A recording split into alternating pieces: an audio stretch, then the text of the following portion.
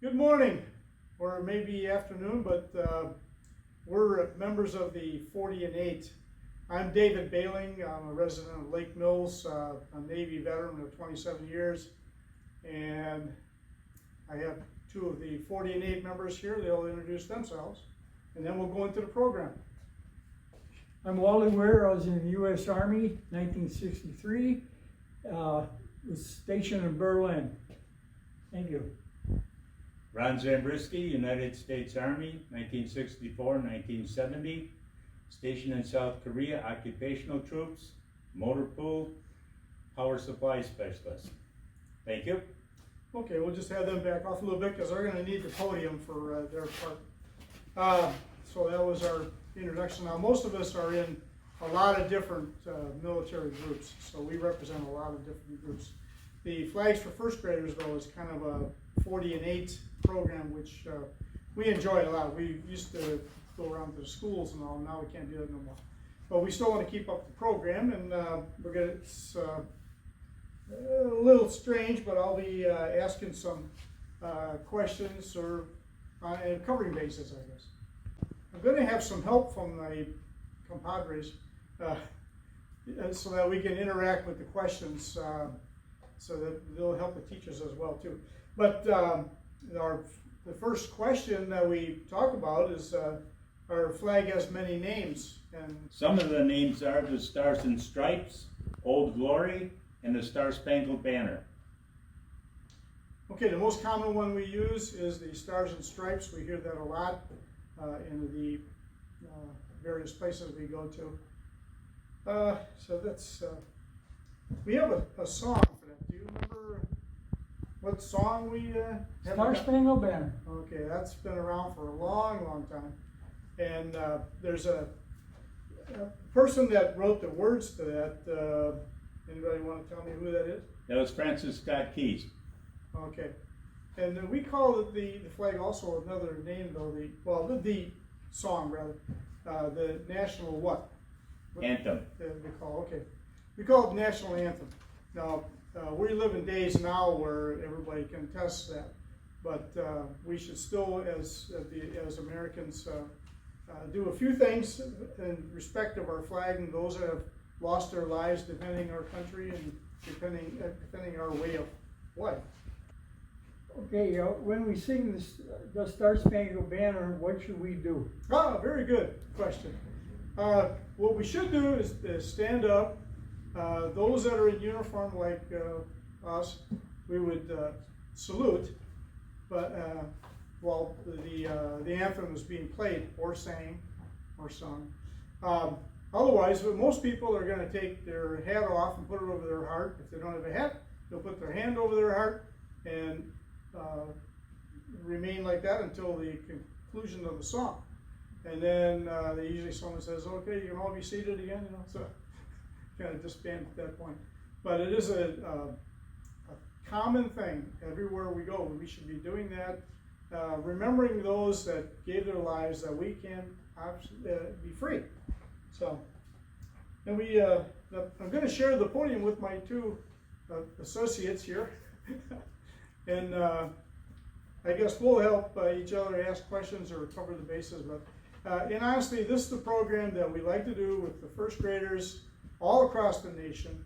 And we're doing this so that a copy of this can be made for students and teachers to present the program. So I'm going to turn it over to Wally, and he's got, I'll ask him a few questions. Now take a look at our flag. Open the flag is a 5/8 flag, the flag of the United States of America. Take a look at the flag. How many stripes and how many stars are there? There are 7 red stripes, 6 white stripes, 13 in all. What does that stand for?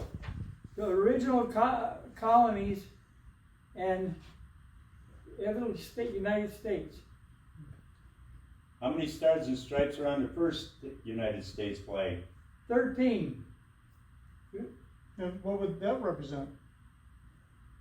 In 1795, there are 15 stripes on our flag. The state of Vermont, Kentucky were added to the stripes. In 1918, they were changed back to 13, and 5 more states were added to the Union. They decided to add stars instead of stripes. How old is the United States flag? The first flag was made in 1776, so our flag is 245 years old.